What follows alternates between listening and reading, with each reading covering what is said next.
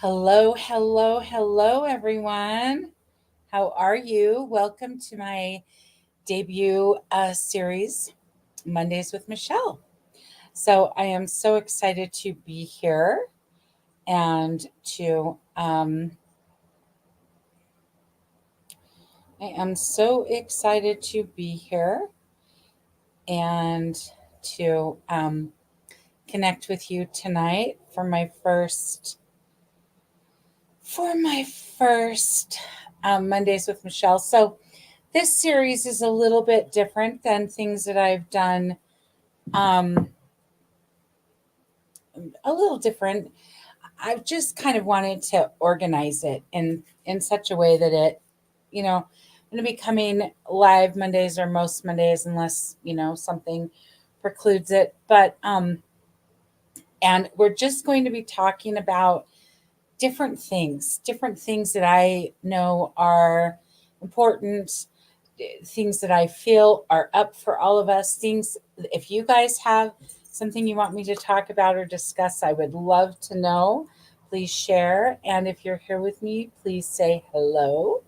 So, tonight we're going to be talking about um, two things. First of all, we're going to be talking about menopause because it is um, National Menopause Month this month, October of 2024. I don't know if this is new, if this is normal, but that's what I saw or when I was doing some research and I found that. And so I love that because I want to talk about all of this stuff anyway. And um, so hormones and all sorts of things. And wherever you are in your journey as a woman, this information is important for you. The information I'm going to share tonight because it's important if you are if you are pre menopause, if you're perimenopause, if you're in menopause, if you're post menopause, wherever you are in your journey, this information is pertinent and important and necessary. So I'm really excited to start this conversation off tonight with this. And then we're going to talk about um, connecting to the spiritual realm and to our loved ones who have passed away, and specifically how to connect with them, how to ask for signs, how to notice signs, all the things about signs. And I'm going to share some really cool stuff, an experience that I had with my mom. So I can't wait to share it all. Okay, so to begin, if you're here, let me know. I would love for you to say hello and tell me. Oh, I almost forgot. At the end, I'm going to pull cards for a few people. So I'm going to pull cards. So if you're here, first of all, let me know that you're here watching and where you're coming from, where you're watching from. And if you want a card, please comment card. All right. So I'm going to I don't know. I'm shuffling the cards right now, but I feel like that's what I want to do. So that's what I'm going to do. All right. They are ready. All right. So let's talk about menopause. So, menopause is really the period when your hormones are changing and you're moving from childbearing to post childbearing, right? So our cycles are changing, our hormones are in flux. It can be a really challenging time.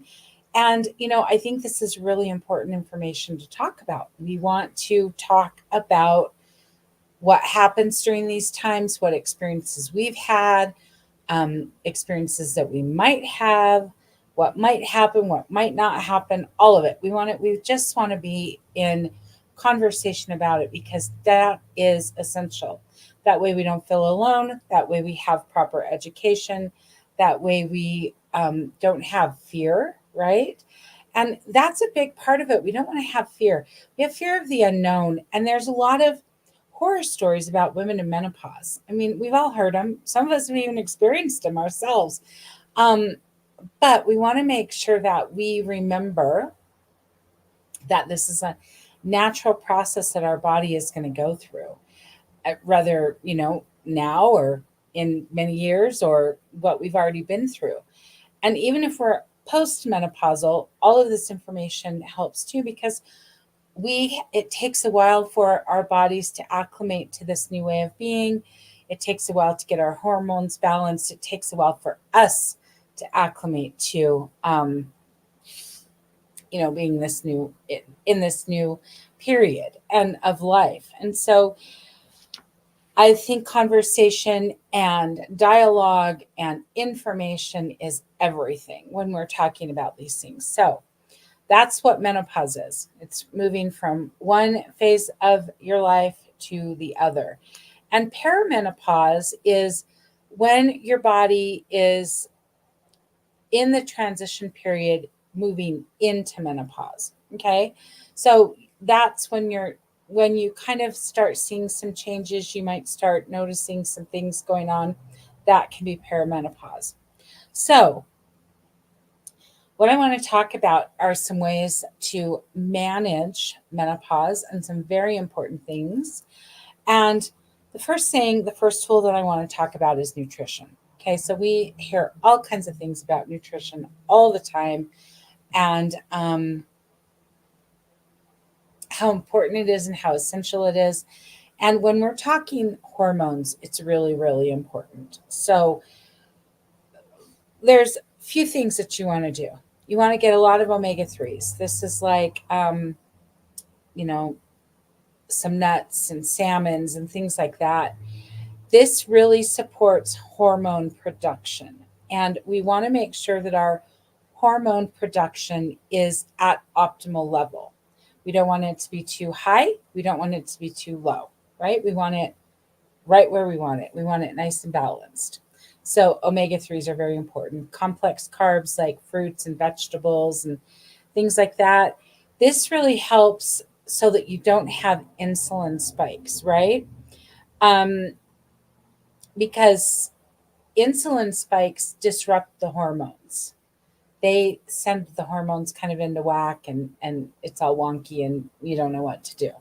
So you want to be really careful with that. You want to get a lot of fiber. Okay. This eliminates estrogen imbalances. And estrogen, what can happen is it's very easy for us to become estrogen dominant. Especially we have a lot of foods in our country that create a lot of estrogen dominance, like the soy. The soy that we have in the United States is very different than the soy that they have in some other countries. And our soy creates an estrogen dominance, which creates havoc in the body. And it's just not good for us. We need a balance, right? We need a balance. And then we've got the phytoestrogens we want that are very important. These are like flax seeds and chickpeas, garbanzo beans, things like that. These help balance the hormone fluctuations so that they aren't so big, so that there is more of a kind of an even kill and a balance, which is what we want with our hormones, because our hormones are so important. They create they're connected to so many things. They're connected to sleep, they're connected to mood, they're connected to weight loss or weight gain, they're connected to water retention, they're connected, I mean, to all sorts of functions in the body. So hormones are essential. And you really want to make sure that you've got a good balance too. You want to eat whole foods when we're talking about nutrition. You want whole foods, not a lot of junk food or any junk food. Caffeine also. These are things that really affect our hormones. I don't know why I'm having a hard time saying that word, but you want to be careful. Okay. The second thing that I love is movement. And this can be any type of movement. It doesn't have to be strenuous activity. Just move your body. And one thing I love is dancing. So it's so funny because I was thinking about this. Like, I was having a conversation with somebody a few weeks ago, and I was saying, it's really interesting how life has changed. Like when I was young, when I was in high school and college, and um, we went dancing all the time. That was what we did. That was our entertainment. We went to the bars, and it wasn't necessarily, I mean, most of the time, my friends and I were at the bars, not to drink and not to pick up people, but to dance. We were there to dance. That's what we did. And we knew like which clubs to go to on which night had the music we wanted to dance to. So dancing was just a part of our life back then. It was a huge part of our life. And I wasn't a professional dancer. God no, just pleasure, right? I mean, I was not a dancer as in classes or anything, but just for fun, for pleasure, for entertainment purposes, dancing. But I did it all the time, about 4 to 5 nights a week. Like we would go dancing. And that continued on when Jeff and I got married. Initially we would have like, you know, um, parties on Friday afternoons, Friday afternoon after work. And we always danced. I mean, we'd move all the furniture out of the living room and make it a big dance floor. Where are my dancers at? Tell me, guys. Come on, raise your hands. Give me a comment. Let me know that you love dancing. But we don't do that much anymore. And I watched a video about somebody who was talking about the disconnect that we have now, and that especially young people have now, from being grounded and embodied because we don't dance. And dancing is not just like the dancing that I did. I went to clubs or dance places to dance, or home or whatever. But dancing has been part of culture since the beginning of time, and an important part of expression and movement and connection, right? And we've lost it. Like we just don't dance. I mean, I'm always amazed. I can't go. I go to a lot of live concerts. If you follow me on Facebook and Instagram, you see that.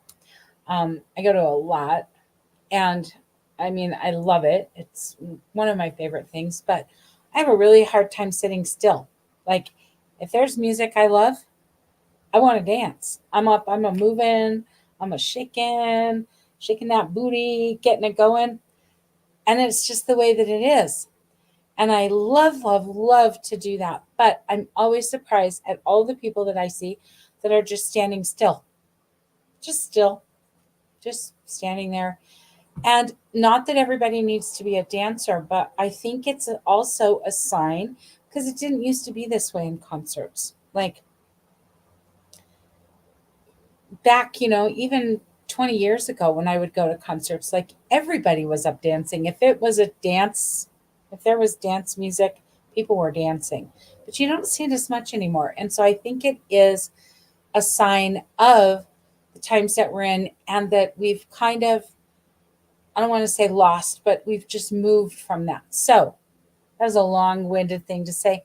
Dance, dance. That's one of the most wonderful things you can do. And you can dance to any kind of music you're feeling, whatever your mood is that day. Dance, dance, dance.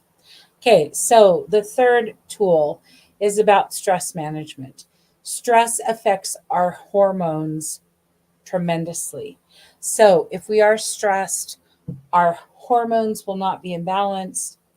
Um, they will be all out of whack, and we will have a big issue.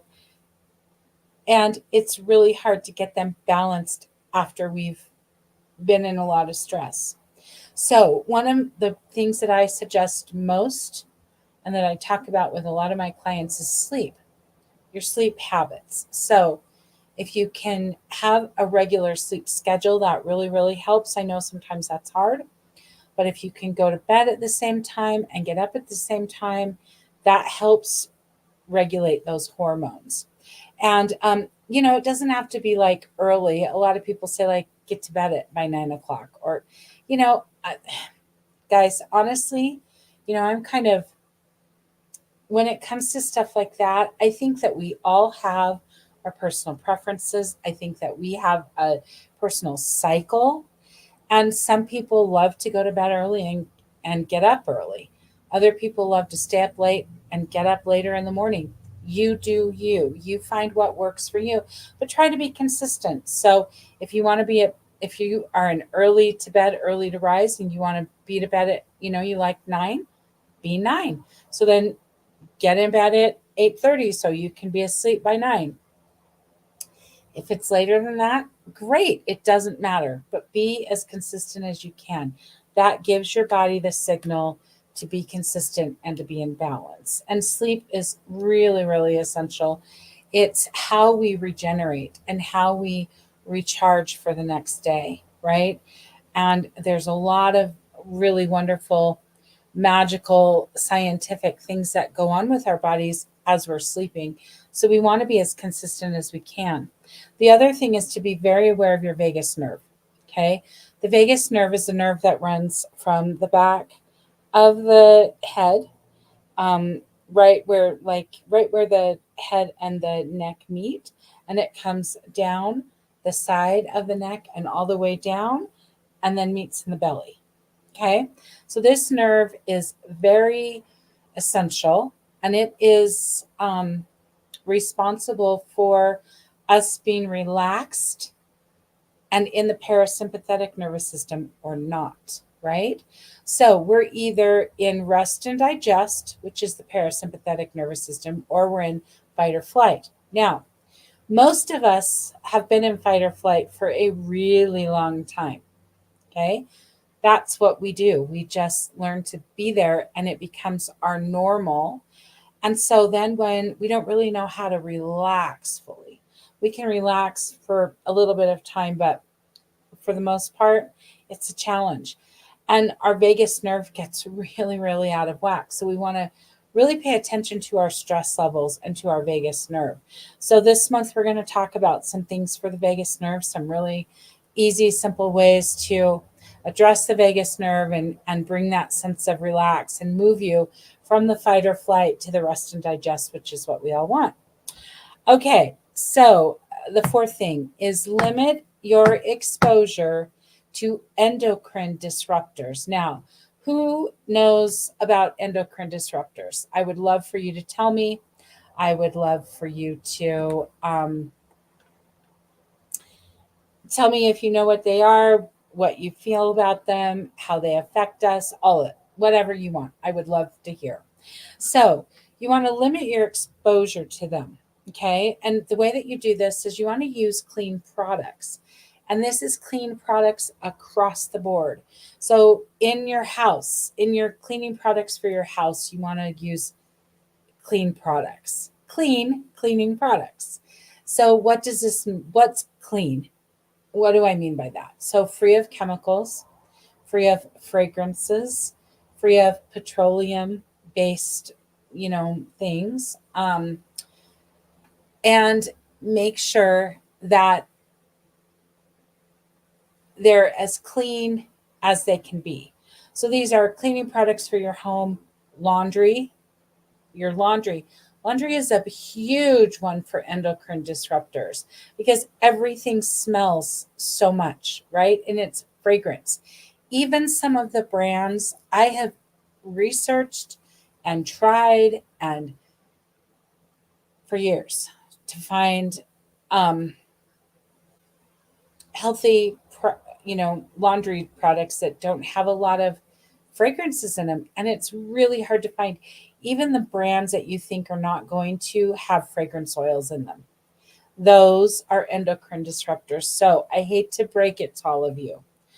It's a hard thing, but candles um, have are huge endocrine disruptors. Um, so the cleaning products, what you're cleaning your house with, what you're cleaning your clothes with. I also use those wool dryer balls. I'm kind of a new convert to them, maybe a year and a half, and boy, do I ever love them. Does anybody use those? Let me know in the comments if you have. They are fantastic. My clothes dry faster.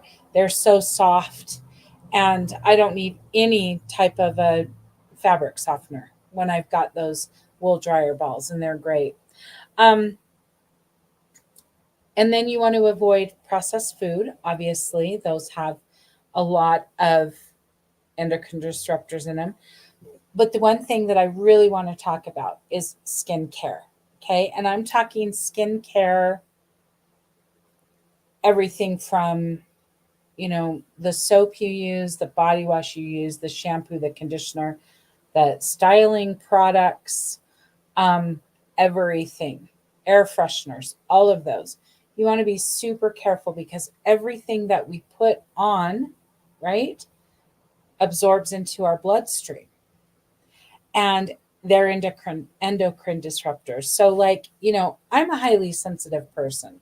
So when I go to the mall, if I see that I'm coming up on Bath and Body Works, which, believe me, I used to love that store, and then I couldn't figure out why I was always had a rash and a headache. Well, it's all that fragrance. If I see it now, I walk on the other side of the mall. Okay, just because, like, there are stores that I love and I cannot go in them because if I'm in them for more than 5 or 10 minutes, I have a raging headache from all of the scent, all of the fragrances. Okay. So I'm not saying that you have to go to that extreme. Please don't misunderstand, but you want to be careful. You really want to know what you're putting on you. So these things make it so that they're chemicals and substances that interfere with the normal function of the endocrine system, which is responsible for the regulation of all of our hormones, right? So that's why they're called endocrine disruptors because they interfere with the regulation of those hormones, and it's really bad. So, what these endocrine disruptors can do is they can block hormones, the production of hormones, which horrible. They can mimic hormones. So that would make your body think that there are enough of these hormones when there aren't, so they don't produce it. And then you have a deficiency, you have an imbalance. Okay. And they can alter the normal hormonal signals. So you want to be so careful with all of this, right? These endocrine disruptors, how they can show up. Like I said, I get headaches all the time with it, and rashes, skin rashes. They also can cause a lot of reproductive issues. They can cause developmental problems, right? So you can develop too early or late or have issues with that. And I'm talking physically, I'm talking emotionally, mentally, all of it. And then they're very connected to hormonal cancers, which are like, you know, um, glands or areas that have to do with hormones. So, breast cancer, ovarian cancer, prostate cancer, cervical cancer. Okay. So, they're connected to all that. And then they're also connected to a lot of metabolic disorders like thyroid issues and diabetes. So, guys, I'm not saying you got to remove them, but limit them as much as you can. And give your body a break because your body won't have to work so hard to fight against these you know synthetic things, right? Synthetic things. So I'm not talking, when I'm talking fragrance, I'm not talking pure essential oils. I'm talking fragrance oils. So like the wax, the wax bars that you melt in the warmer, um, the body the body washes and the lotions that smell like, you know, a cinnamon sugar or pumpkin spice or whatever, those have fragrance. They're fragrance based. They're not essential oil based, pure essential oil. So you want to be careful. All right. Any questions about that? If anybody has anything they would like to say, please let me know. I would love, love, love, love, love to hear. And now we're going to move on to connection with our um, loved ones. So, this is something that we talk about all the time. And we talk about it all the time. We, people wonder how to do it more. They wonder why they're not connecting to their loved ones more. All of it. We talk about it a lot.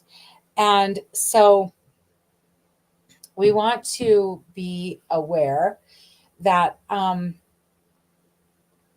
loved ones are with us and they're available to us and they want to connect with us.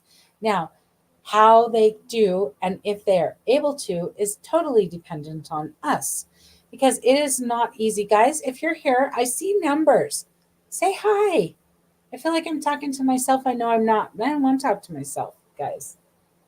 I mean, I'm fun, but I'm not that fun. I'd much rather talk with you guys and have a conversation with you guys. And to have a little of my yogi tea. Sorry about that. Okay. So the way that this works, oh, Lisa, thank you.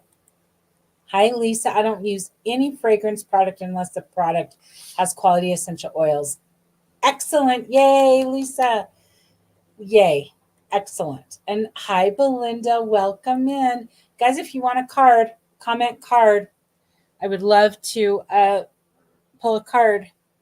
But you got to tell me card. So the thing with our loved ones who've passed, it's kind of a tricky thing because, and we see this a lot with people that are grieving tremendously. So the thing with our loved ones who have passed is that they're vibrating up here and we're vibrating here. And so we need to raise us a little bit and they need to come down, or we stay here and they come down. It's a challenge for them to come down. Okay. So when they do connect with us, we really want to be grateful and we really want to be in gratitude about it because it takes a lot for them to connect with us and to show us signs. Okay. And so again, we need to raise, they need to lower, and we meet, and that's when we connect. So if you're wanting to connect with somebody and you're not able to, you want to first kind of ask yourself a few questions. Do you believe it's possible? That's the first thing. Because if you don't believe it's possible, it's not going to happen. So do you believe it's possible? What was the other one I was going to say? Sorry, it just flew out of my head. Where is your frequency? Do you feel like you're low frequency? If your frequency is low, then we want to raise it a little bit. And then you want to ask yourself if you are asking for stuff that is way too specific, because sometimes that doesn't work. Sometimes it does. Like before my mom passed, I said, Mom, I want you to come and bring me a sign once you're gone. And I want that sign to be a bluebird. And I want it to be at a time that I would not expect it, in a place that I would not expect it, and blah, blah, blah. And she followed through. I mean, it didn't happen right away. It was probably February or March. And the funny thing was, when it happened, I didn't really realize that it was her. It took me a bit. And then I'm like, oh my gosh, that was so my mom. That was so my mom. Anyway, and it was like she could not have come at a more perfect time for what was going on in my life in that day and those like days around that with my family. So it was great. But you don't want to get too specific. Sometimes you can, um, and how do they come? Like, I would love for you guys to share how you get signs from your loved ones that have passed, if you do. They can come like coins. Coins are a popular thing. Animals are popular. Music is popular. I mean, because that's stuff that we're kind of surrounded with all the time, right? But I wanted to share a really special um, story about my connecting with my mom. So my mom's birthday was a week ago, not last Thursday, but the Thursday before, right? Yeah, 26th. So a week and a half ago, I think. And I don't know why. This is like my 10th my ninth birthday without my mom. So it isn't like um, I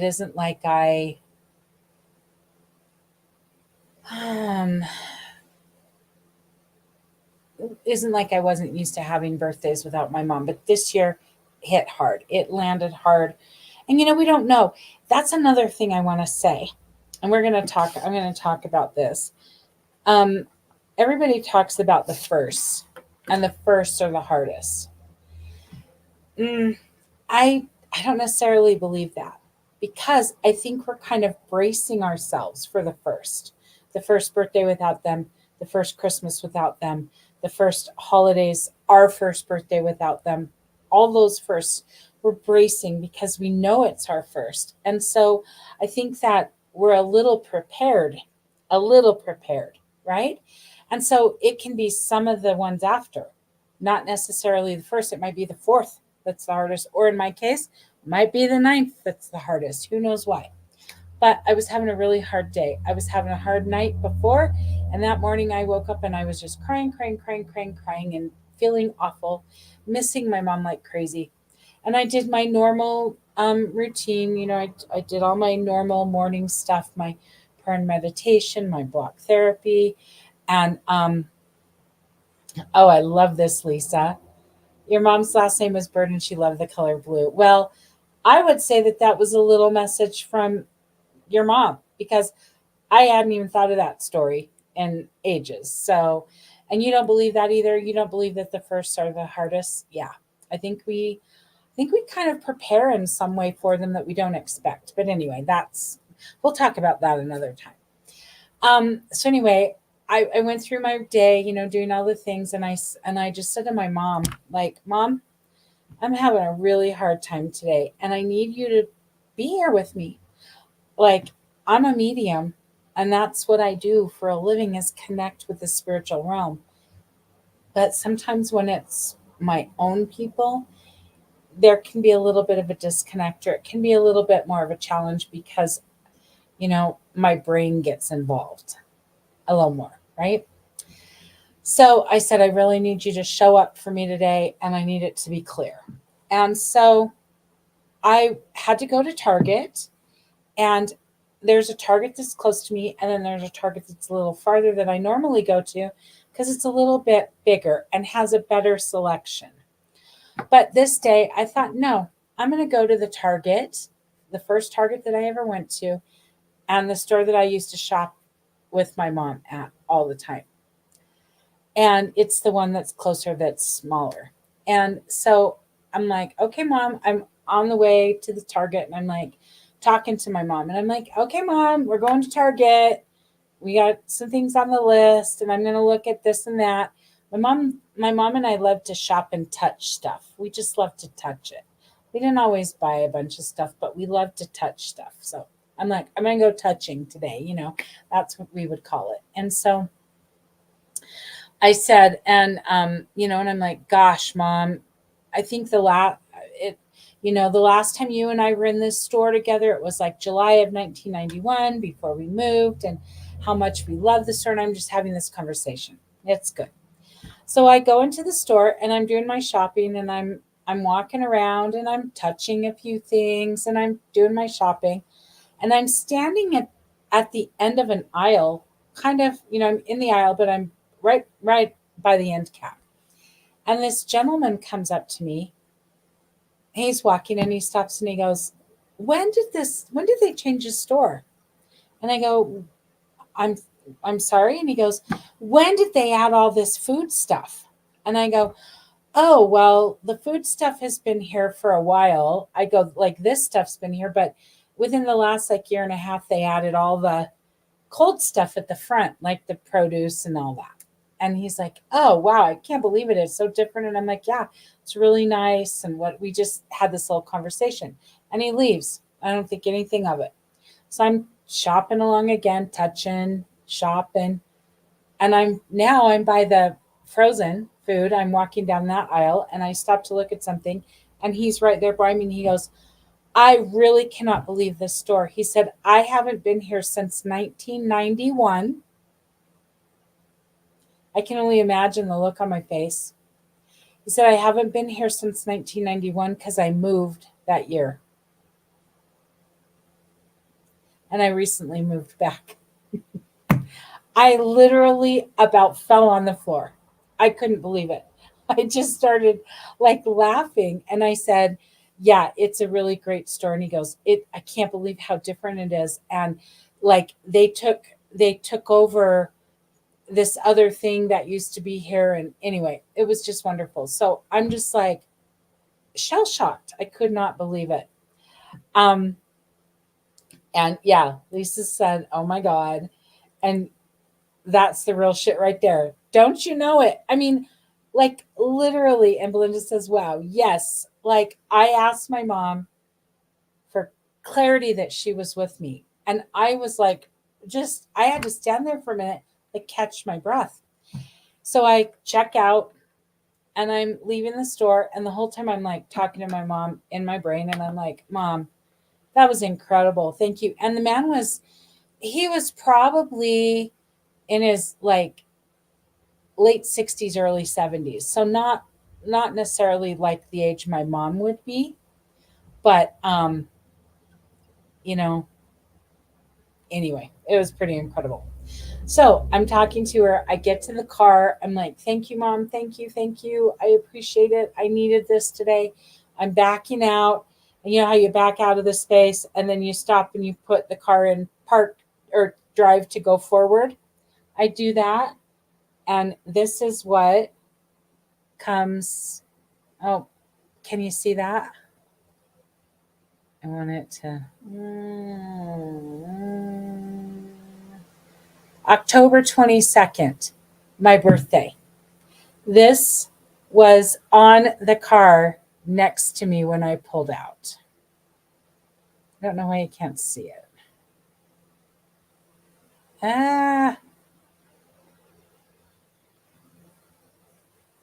Anyway, right there. October 22nd. Now, of course, it's 2024, but still, that's my birthday. That's my birthday. And you know what I love about that? My mom and I always used to joke because one year, this is the whatever you call it, just the reality of being the fourth of three daughters. My mom had me when she was 39. Woman was tired, like girl was tired, right? And so she had to call my best friend one year and ask her when my birthday was. Was it the 21st or the 22nd? So my mom and I used to joke about that all the time. I would be like, Mom, which day are we celebrating this year? So that was just like a nod from my mom that it had my birthday on there. And by the way, that car wasn't there when I pulled in. So cool, so incredible. And it was a wonderful message. And so my point of telling this, first of all, I want to share it because I think it's incredible. But it's validation of how much they are with us and how much they want to help us, right? They really want to help us. So if you are feeling like you need something from them, ask them, because you guys, you know how this is. They can't intervene unless they're invited, unless it's a matter of life or death before our time.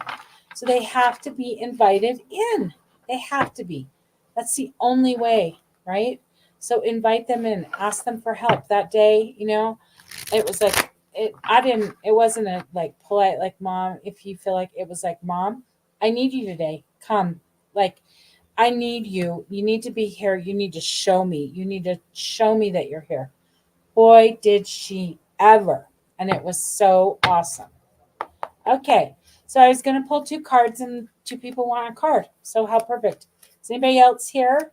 Let me wait for a second. Is anybody else on that hasn't said hello?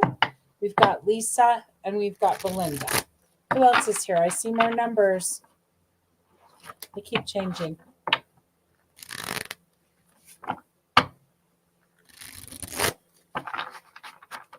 Okay. So, Lisa, I'm going to pull a card for you first.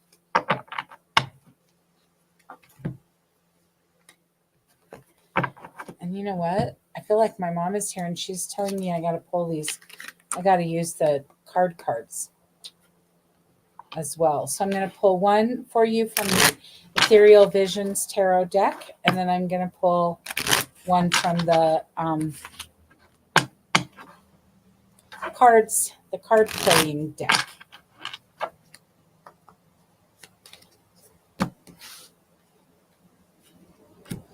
Okay, so Lisa, your card is the Knight of Swords. Oof, that is beautiful. The Knight of Swords. And let's see what that one has to say.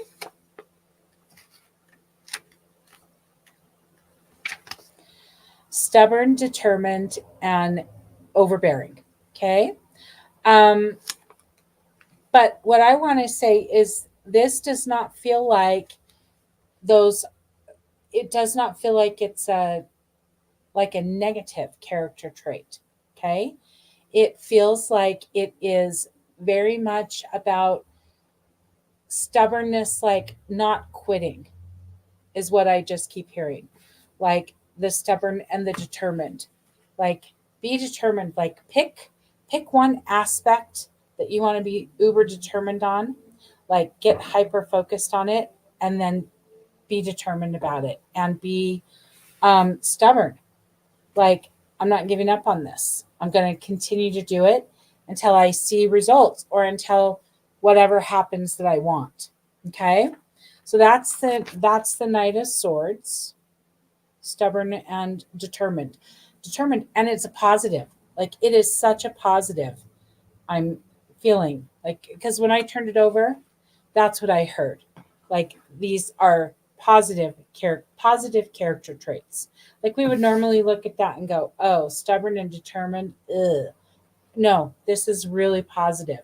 Like, and I would even suggest, Lisa, how could you like if it was me, I would maybe do some journaling on like, well, you're the word queen, right? The word alchemist. So stubborn and determined, what can those mean to you? And if you have negative connotations with them, what's that story and how can you undo it? Right? Ooh, my mom was stubborn and she got stuff done. I understand, determined to keep going. I love that. So here's your mom again. And it was probably her telling me that. Okay. So then the card to go with it is the King of Clubs. Now, clubs are about harvest and fruition. And the king is the man of integrity, generosity, and a loyal friend. Oh my gosh. I cannot believe that. I love it. Integrity, generosity, and a loyal friend. So, what I'm going to say, we know that you are all of that to all of us, all of the people in your circle. How can you be that for yourself? How can you be generous and loyal to yourself, right? So maybe even bring that into your little word alchemy that you'll do. I love that. Okay, Belinda, are you ready for a card?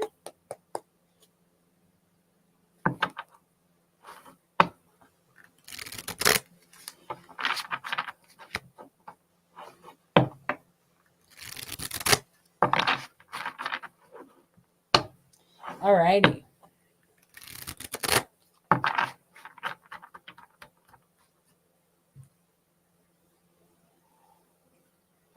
Belinda, I don't know what this is, but I keep seeing like remodeling or redoing something. Are you doing anything like that? And Lisa, yes. Generous and loyal to self. I love that. Love, love, love that. And you are so welcome, Lisa. Okay. So Belinda, does that make any sense? Where's the remodeling or the renewing or redoing? It feels like, do you have a room that's your room, like your space? Do you have a room like that?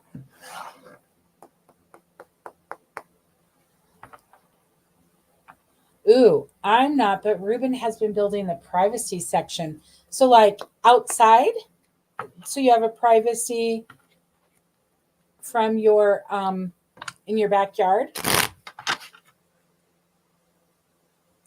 Okay, so you have your angel room too. Okay, so this is what it feels like. It feels like there's something that wants to be redone in your angel room, and like something that you're holding on to, something like because you think you should still want it, or you should still, I don't know, like you're holding on to stuff that's not really you anymore. Like you've grown beyond it, or not even grown beyond it. It just doesn't bring you joy like it used to. So there's some stuff that needs to be redone, but what I'm feeling like is let some stuff go. It's time for you to kind of clean out and let some stuff go. Okay. And the privacy section, yeah. I'm not, so I think I'm feeling that as kind of the validation that I'm connecting, but this is more about your angel room. Okay. Your angel room. So there's stuff to let go of. It's time to kind of let the Belinda of now have a voice in there. Does that make sense?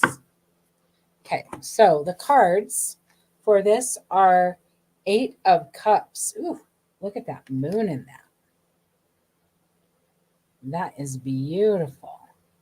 Love those mountains. Okay, and the 8 of Cups says upright. You probably know this better than me, Belinda. Abandonment, travel, loss of interest, and withdrawal. Okay. Um, what I'm gonna say is that's that word abandonment. Okay. So this is what I want you to remember, that as you're in your room and you're going to you might, if you choose to let some things go, it's not abandoning it. It's not abandoning the you that once loved that. It's really embracing the you that is now, that is finding joy in something else. Okay. So it's really about being willing to let go and clean up the clutter. And the card that I picked to help it is the 3 of Spades. Now, spades are all about thoughts, I believe. Yeah, spades are about thoughts and planning. And we've got the 3, emotional distress from stressful circumstances which could include bad news, indecision, or work related. I'm going to say it's emotional stress about what to let go, right? And not really thinking about, when you're in your angel room, really connecting from the heart, right, from our first brain, of what wants to stay, what wants to go, etc. So does that make sense? I just feel like, Belinda, I don't know if you haven't felt like going in there, or if it hasn't had the same, like, a pull or draw lately, if you just haven't felt the connection to it, but it feels like it needs a little bit of refresh. Feels like it needs a little bit of refresh. So does that make sense? I hope it does. All right, guys. I'll wait for a second and see if so. Any questions? Anybody have any questions about any of it? And that's going to be so exciting, Belinda. A privacy section. I love that. I love that. And it's so funny. In the house that I used to live in Salt Lake, I always felt like we were in a fishbowl, because I don't know why, but the neighborhood was so quiet. It was like, it was a big neighborhood, and you could hear a pin drop in the middle of the day. It was so quiet. And my family's not quiet. And so when we would be outside, it was like, "Bleh!" And I always felt like we were in a fishbowl, like we were on display. We could be seen, all the neighbors could see us and hear us and everything. And now this house, We're completely private. Neighbors really can't see in. We're kind of down, but we're on a busy street, so we've got noise. So we went from it was so quiet you could hear a pin drop to now you can't hear us no matter what, but it's all good. So what does Belinda say? I think that all makes sense. Let go and walk away from some things. Yes, on the three of spades too. Makes complete sense. That's true, Michelle. I haven't felt the pull.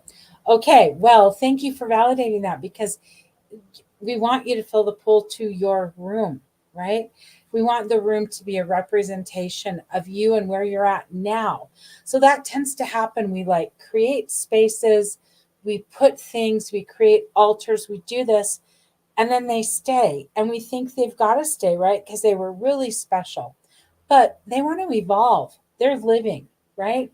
Their energy, and they want to be living and moving and breathing and all of that. So let it evolve. And let's see. Yeah. Yes, that'll be so nice because that is so uncomfortable, isn't it? It is just so off. Oh, um, yeah. Oh, yes, she did put that, didn't she? Quotes around the words angel room. That's a clue too. So maybe it's time for you to really take ownership of it in a more like grounded, connected way. Maybe you don't feel worthy of an angel room or you're not sure what to do with your angel room. You don't even have to know. Like just let it be. But yeah, I didn't notice that. But of course Lisa did. She's the word alchemist. So those quotes, Belinda, just be aware of that. And you don't need to analyze it. If it was me, I would just say, isn't that interesting? I wonder what that is saying. So anyway, all right, loves. Thank you so much for being here. I love and appreciate you. Have yeah, I love that Lisa noticed that. It's perfect. And thank you for bringing that to our attention, Lisa. So, all right, ladies, have a beautiful, beautiful week. And I will see you on Monday. And don't forget, if there's something, a topic that you want to talk about, or if you want, information on it, whatever it is, let me know and we'll do it. Love you.